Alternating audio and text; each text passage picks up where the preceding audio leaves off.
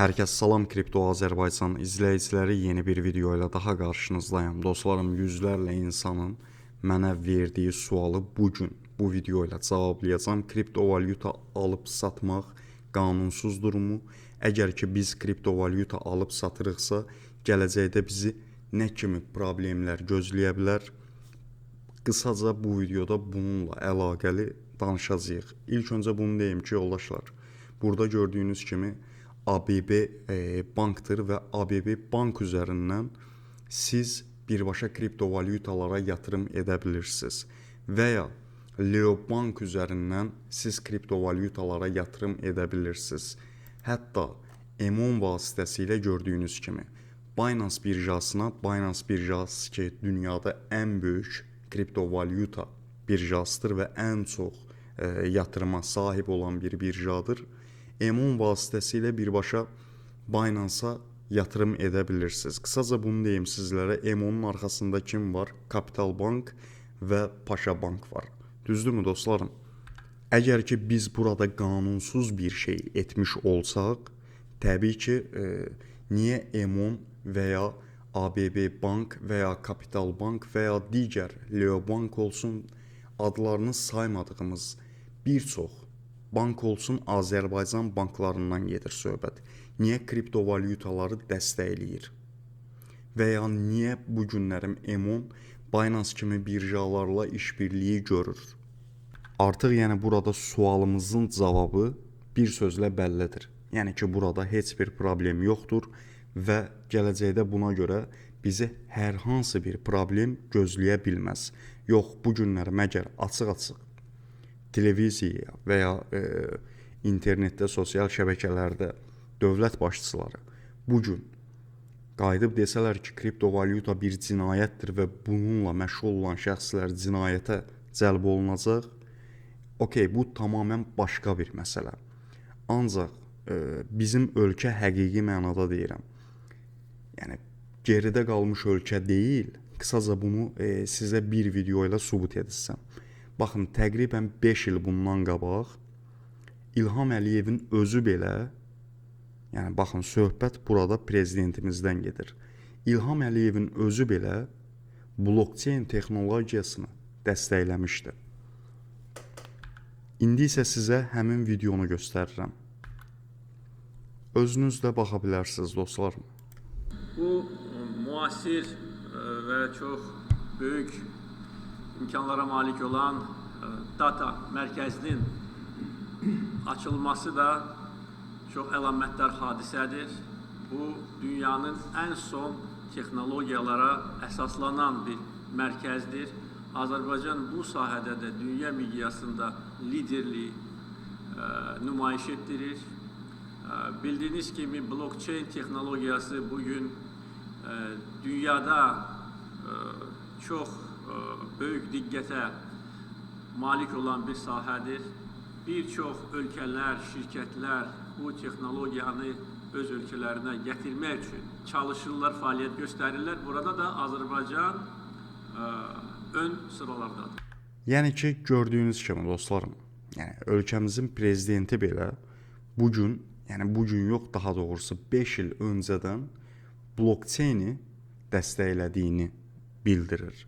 Həmçinin blockchain qısaca nədir? Blockchain təkcə kriptovalyutalar üçün deyil, yəni blockchain üzərində düzdür, ilk yaranan valyuta Bitcoin olub. Ondan sonra Ethereum və sair digər kriptovalyutalar təbii ki öz blockchainləri üzərində qurulublar, amma burada qısaca blockchain texnologiyasını İlham Əliyevin dəstəklədiyini görürük. Həmçinin bu günlərim Azərbaycanda olan bütün bankların kriptovalyutaları dəstəklədiyini görürük. Yəni ki, bugün siz kriptovalyuta alarkən və ya kriptovalyuta satarkən buna görə heç bir məsuliyyət daşımırsınız və ya buna görə heç bir məsuliyyətə cəlb oluna bilməzsiniz. 3 ildən çoxdur ki, artıq mən sırf Kripto Azərbaycanda kriptonu tanıdıram və buna görə indiyənə qədər niyə kriptovalyuta tanıdırsan deyə bir nəfər mənim necə deyim, yəni bir nəfər belə olsun mənə zəng eləyib bu haqda hər hansı bir məlumat verməyib ki, yəni bu olmaz, bunu etmək cinayət sayılır və ya bu bir qumardır Başa düşdünüz? Bu sözü mənə deməyiblər. Bilirsiniz necə dostlarım, sizlər alıcısınız, mən həm alıcıyam, həm də tanıtımçıyam. Başa düşdünüz? Sizlər üçün əgər burada gələcəkdə bir problem olarsa, sizlər üçün risk 10%-dir, mənim üçün 100%-dir. Çünki niyə? Mən kriptovalyutanı tanıdan bir şəxsəm. Başa düşdünüz? Bu günlərimdə kriptovalyuta, düşünün, Amerika tərəfindən dəstəklənir. Amerikanın dövlət başçısının bugün, baxın burada gördüyünüz kimi, Valfi valyutası Amerikanın prezidenti Trump'a aiddir və ya burada stabil USD1 valyutasını görürük. Bu da Trump'a aiddir və ya Trump tokeni bazarda görürük. Həmçinin baxın bu Trump token. Bu da Trump'ın meme coin'idir və s. və ilaxır. Və təkcə təbii ki Amerika deyil, digər ölkələr də var bu işin içində. Yəni digər ölkələrin də bu bazarda kriptovalyutaları var. Yəni ki bir kriptovalyuta bugün alıb satmaq qanunsuz deyil. Əgər qanunsuz olsa, bu günlərim niyə bizim banklarımızda kriptovalyutalar yer alır? Bilirsiniz necədir dostlarım? Bəziləriniz indi deyə bilərsiniz ki, yəni bank üzərindən almaq olar, amma birjalarda bu yenə də təhlükə yaradır. İlk öncə bunu deyim ki, Binance birjası Azərbaycanın birbaşa mərkəzinə gəldi.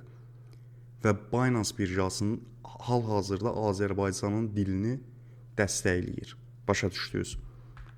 Bugün biz azad bir ölkədə yaşayırıq. Yəni istəsək gedib bunu birbaşa Binance, Bybit və ya OKX və ya Gate.io kimi birjalardan kriptovalyutalar satın ala bilərik və ya da banklar vasitəsilə kriptovalyutalara yatırım edə bilərik. Təbii ki dostlarım, banklar vasitəsilə kriptovalyutalara yatırım etmək hal-hazırdakı vəziyyətdə düzgün deyil. Qısaca bunu da deyim ki, yəni banklar vasitəsilə daha çox faiz ödəyirsiniz, amma kriptovalyuta birjalarında bu faizlər çox amma çox azdır.